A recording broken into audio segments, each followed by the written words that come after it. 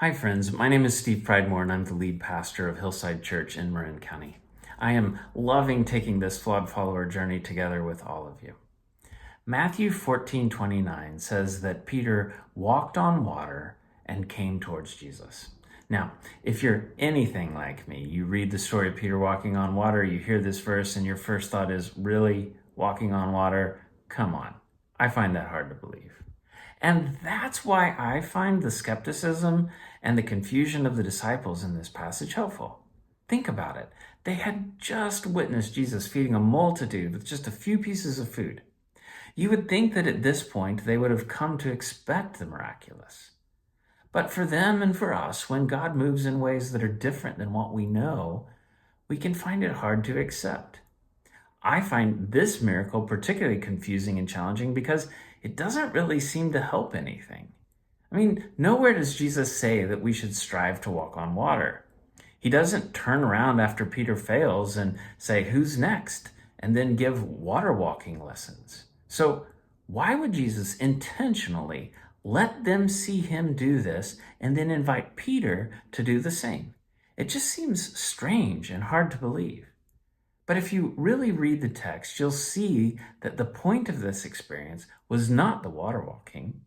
The point of this experience was for the disciples to understand who Jesus is. But why use miracles? Why not just explain it to them logically? We would like that, right? I think it's because Jesus knew that one day in the future they would see him risen from the dead, and some of them would even wonder if he was a ghost.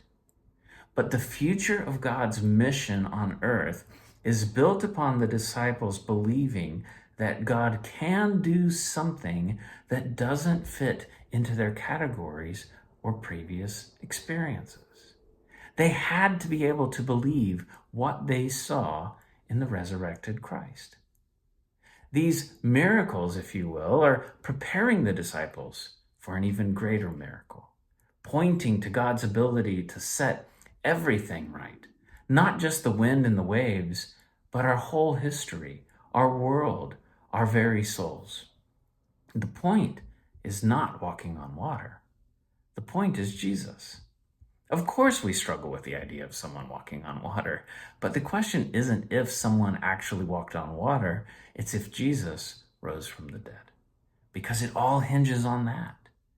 And if you're not sure, I want to encourage you to keep exploring with us. Keep looking at Jesus as we walk along with Peter during this series. I believe that Jesus and Peter literally walked on water.